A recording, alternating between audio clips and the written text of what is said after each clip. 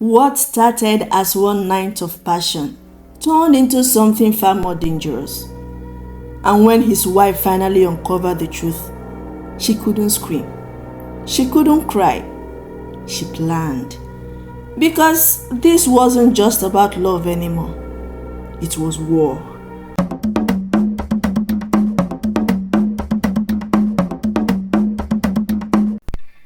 Bunmi and Bankole were the kind of couple that made people stare. They were young, beautiful and rich. Bankole, a tech genius, built one of the biggest tech companies in the state, while Bunmi was a respected HR officer at a multinational firm. Their love was obvious, always holding hands, finishing each other's sentences and traveling the world together. But after 2 years of marriage, their happiness started to fade. They had everything except one thing: a child. The pressure from society, family, and even friends started creeping in. People whispered behind their backs, "How can they be so rich but have no child?" Desperate, they tried everything: hospital treatments, herbal remedies, even prayers, but nothing worked. Then one day, Bunmi's colleague Ife leaned closer at work and whispered, "There's a church I know. The pastor is powerful. People come from all over the country for miracles. I know someone who got her testimony from the church. I think you should try it, Bunmi." Bunmi was skeptical but also desperate. That Sunday, she found herself sitting in a packed church watching Pastor Gideon pace the altar, his voice booming through the microphone. "The devil has stolen your joy," he declared, "but God is restoring it today." Bunmi felt something shift inside her. The service was electrifying. People screamed, fell to the ground and prophesied. By the time the service ended, she was convinced this was where her miracle would happen. At first, Bankole was happy to see his wife more hopeful, but things changed quickly. Bunmi stopped wearing makeups. No more jewelries. She packed up all her fancy clothes, her designer outfits, body-hugging dresses, and started dressing like an old woman. "Bunmi, what's going on?" Bankole asked one evening, as she tossed all her perfume bottles into the trash bag. "The Holy Spirit told me to stop using worldly things," she replied calmly. Bankole chuckled. "The Holy Spirit said you shouldn't smell nice." But Bunmi didn't laugh. Soon, she started waking up at 3 a.m. to pray loudly. She stopped eating their normal meals because Pastor Gideon said some food blocked prayers. Worst of it all, she introduced a roster for sex. No sex on Wednesdays and Fridays. She said one night when Bankole reached out to her. "Why?" he asked. "Those are my fasting days," she replied. Bankole sighed. "But babe, we are married." "That's why I still allow it on other days." Frustration boiled in Bankole's chest. He spoke to his parents. He spoke to her own parents. Everyone begged Bunmi to balance her faith with her marriage. But she was blinded by the words of Pastor Gideon. Then one night, everything changed. That Friday, Bankole had had enough. His friends had been inviting him for their regular hangout, and he finally agreed. He needed to clear his head. They met at an exclusive lounge, VIP session, dim lights, smooth jazz playing in the background. Then he saw her. She sat in the corner, sipping a cocktail, her long leg crossed confidently. She wasn't the most beautiful woman in the world, but there was something magnetic about her. Her name was Tola. One drink turned to two, two turned to five. They laughed, talked, and before he knew it, they were in a hotel room. And that night, Bankole felt alive again. The next morning, Tola woke up glowing. She rushed home and told her roommate everything. "Babe, you won't believe it," she told her roommate Fumi. I met a married man last night. Fumi rolled her eyes. And that's a good thing? Tola giggled. No, but this one is different. He's charming. And sex with him was so good. Like someone who hasn't done it in a while. She pulled out her phone and showed Fumi his picture. He said his name is Bankole. Fumi exhaled. Jesus Christ, Tola. Do you know who this is? Tola frowned. Who? This is Bankole Williams, the biggest tech guy in the country. He's the CEO of Palm Exchange app. This guy is loaded with cash. Tola's eyes widened. She had just hit the jackpot. And from that moment, her mission changed. She had to keep him. The next day, Tola went to work. On her way back, she reached out to her plug, an old woman known as Mama K, in a small shop downtown. Mama K, I need something special, Tola said. Mama K nodded knowingly. For a man? Yes. I need him to keep coming back. In fact, I want him mine alone. Mama K handed her a small bottle filled with a mysterious substance. This is the strongest kaya matter you can get. Use it wisely. Rub it in your private part 30 minutes before you get intimate with him. Tola made sure to always check up on Bankole, just to ensure they meet again. The next time she and Bankole met, she prepared herself. She bathed with special herbs, applied the Kayamata oil on her private parts, and whispered the incantations Mama K had told her. During the act, Bankole could not stop screaming, "Why are you so sweet?" She just smiled, and just like that, Bankole was hooked. Bankole couldn't let the experience with Tola out of his mind. Her wetness and sweetness was intoxicating. He began begging to see Tola regularly. He couldn't get enough of her. He started making excuses to travel for business. At home, things got worse with Bunmi. She was now deeper in church, fasting and praying harder than ever. One day, Tola decided it was time to take things to the next level. I need my own space, she told Bankole. We can't be doing this in a house where I have a roommate.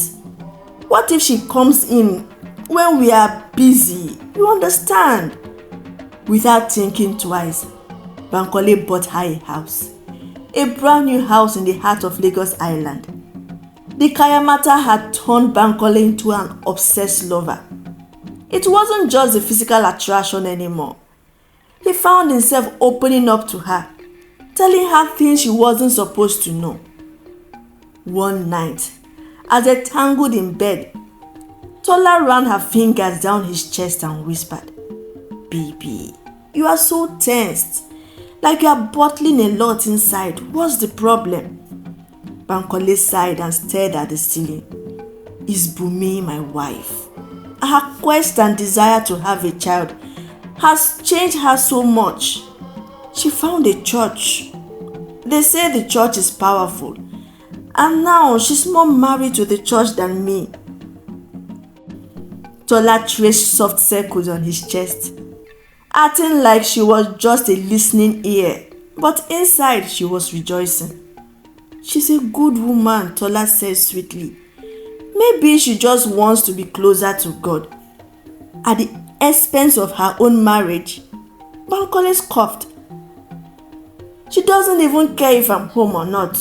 Our bedroom is as cold as a freezer. Tola bit her lips seductively. That's why you have me, she whispered, pressing her body against his.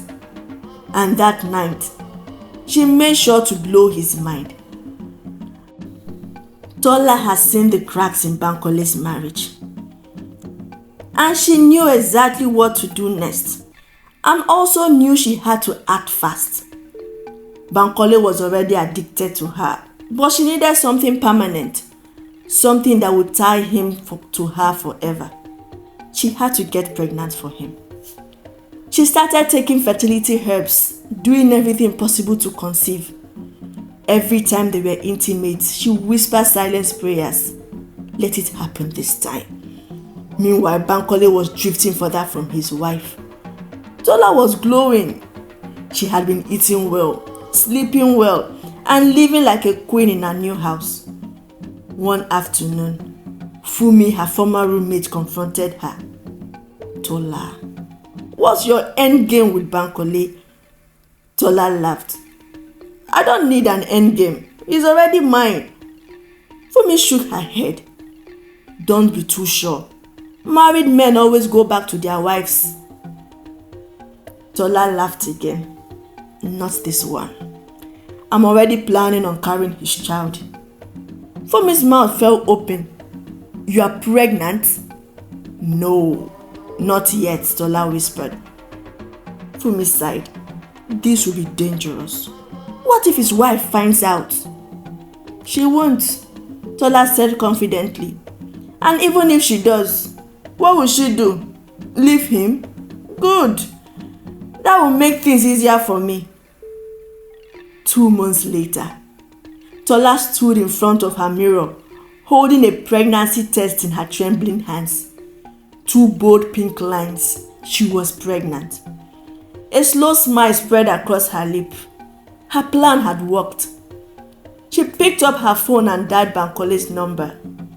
Baby, I have something to tell you. Bankole groaned sleepily. What is it, my love? Tola took a deep breath. I'm pregnant. Are you serious? Bankole asked. Yes, baby. We are going to have a child. A long silence followed. He had always wanted a child, but deep down, he knew this was a disaster waiting to happen. He was still married. Yet, he forced himself to say, wow, this is big. I know, Tola giggled, running her hand over her flat stomach. I can't wait to have our baby. But Bankole's heart was racing. What has he done? But amidst his thoughts, he was super excited. He was going to be a father. Bunmi was a woman drowning in confusion and pain. Her once loving husband had become a stranger. He barely looked at her, barely spoke to her. She knelt beside her bed that night crying, God, what have I done? I've been faithful, I've prayed, I've fasted. Why is my marriage falling apart? She needed answers. She decided to do something she hasn't done in a long time. She searched through Bankole's things. That night, while he was in the bathroom, she carefully picked up his phone. She knew his password. Her hands trembled as she opened his messages. And there it was, a message from Tola. Baby, I can't wait to start this journey with you. I love you. Bunmi's breath caught in her throat. Who is Tola? She scrolled further and saw the ultimate betrayal. A picture of a pregnancy test strip. Bunmi's heart stopped. Her hands shook as she covered her mouth to silence her sob. Her husband had impregnated another woman. A pain so deep tore through her chest. She felt like she was going to die. She looked towards the bathroom door where Bankole was showering. She wanted to burst in and confront him, but something held her back. No, she wasn't going to act on emotion. She needed to think. 2 weeks later, Tola and Bankole met in her apartment. She was glowing with happiness. Baby, have been thinking, she said, placing her hands on her belly. I don't want to raise this child as a side chick. I want a proper home for us. Bankole sighed. Tola, you know I'm still married, but you are not happy. You said it yourself. Bunmi is not the woman for you anymore. She doesn't even care about your needs. I do. Bankole closed his eyes. He was trapped, but yet he didn't feel like he was. He felt he had everything under control. Tola leaned in and whispered, divorce her, baby. Let's start afresh. His eyes snapped open. Tola, You know it's not that simple. Why not? She asked. You already left her emotionally. You barely go home. You are always here with me. Let's make it official. Bankole sighed heavily. I know, and I love you so much. But a divorce now, it will ruin my public image. It will be messy. My family wouldn't support it. But minutes later, Bankole was looking at Tola. She was young, beautiful, full of life, and she was carrying his child. What's the worst that can happen? Maybe it was time to do the unthinkable. He smiled and said, give me time, baby. Just know I love you dearly, and I will never leave you. Tola smiled. She knew she had won. Tola played her cards well. She never acted desperate, but she knew what she wanted. She let Bankole fall deeper into her trap before making her next move. One night, after a heated session in her apartment, she lay beside him and whispered, Banky, my car is giving me problems. I can't be carrying your child and using that kind of car. The next day, a brand new Mercedes-Benz was delivered to her. But while Tola enjoyed her luxury life, Bunmi was drowning in confusion and pain. Her husband was barely present. When he was home, he was always on his phone, texting, smiling to himself. At night, he turned his back to her, no longer interested in her presence. She knew there was someone else who was pregnant for her husband, but she still was surprised at the way things turned. One night, she confronted him, but yet didn't want him to know she was aware someone was pregnant for him. Banky, what's going on? You don't even look at me anymore. He sighed, rubbing his forehead. Bunmi, please, I'm tired. I just need to sleep. Tears filled her eyes as she realized she had lost him. But she still wanted to fight for him, for their marriage, and she decided to fight differently. She tried everything, talking, crying, even involving their parents, but nothing worked. So she turned to the only thing she had left, which was prayers. She stayed up at night, leaning beside her bed, whispering words to God. Lord, I don't know where my husband is, but bring him back. Whatever has taken hold of him, break it. Let his eyes open again. Each night she laid her hands on his chest as he slept. Let every evil influence be broken. Let my husband return home. She didn't see any changes at first, but she refused to stop. Then one night, as she prayed, Bankole suddenly let out a deep sigh in his sleep. Something shifted. He turned in his sleep, frowning as if something was leaving him. The next morning, he woke up feeling different. Bankole couldn't explain it, but something felt off. He looked at his phone and saw messages from Tola. For the first time in months, he felt nothing. Then his phone rang. It was her. Baby. Her voice trembled. Please come. I had a miscarriage. I'm at the hospital. Bankole frowned. Who is this? Tola's heart dropped. It's me, Tola. Please, I need you. A strange feeling crept into Bankole's chest. He remembered the night at the lounge and remembered the name, Tola. But beyond that, he couldn't understand why she called him telling him about her miscarriage. Still, he went to the hospital to see her. The moment she saw him walk in, she knew. She knew the spell was broken. Bankole looked at her with distant eyes, as if seeing her for the first time.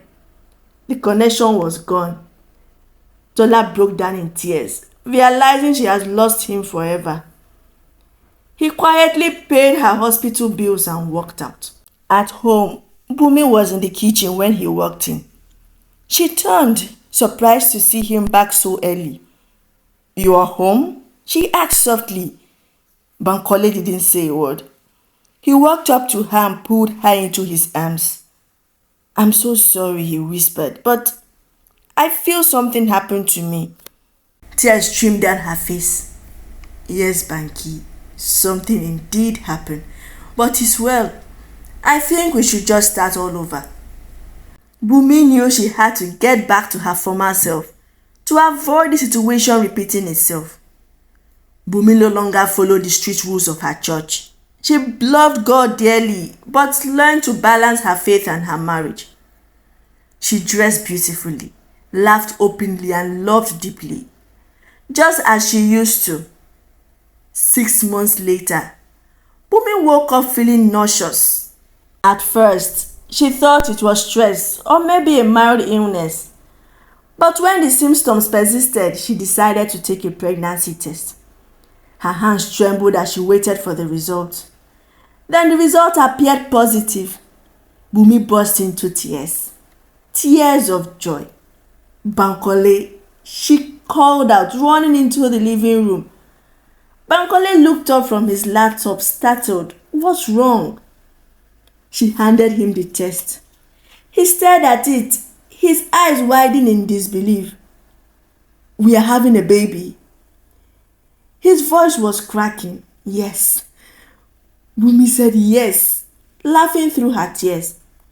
They embraced, their hearts overflowing with gratitude. Bunmi knew then that God's timing was perfect. She had spent years searching for answers, but now she realized that faith, love, and patience were the true keys to happiness. From that day, she promised to continue loving God, nurturing her marriage, and being the best version of herself. 9 months later, the hospital room was filled with cries of newborn. Bankole held his breath as the doctor approached him, a broad smile on his face. "Congratulations, Mr. Bankole," he announced. "You have triplets, 2 boys and a girl." Bankole's knee nearly gave way. "Triplets?" he whispered. He entered the room to see Bunmi cuddling the 3 tiny babies, her face glowing with exhaustion and joy. Bankole sat beside her, gently touching each of their tiny hands. "Bunmi," he murmured, "look at what we created. Our own little miracle." Bunmi smiled softly. "I told you God will bless us in his own time." And as they stared at their babies, each one a symbol of their restored love, they knew that their journey had been worth every tear and every prayer.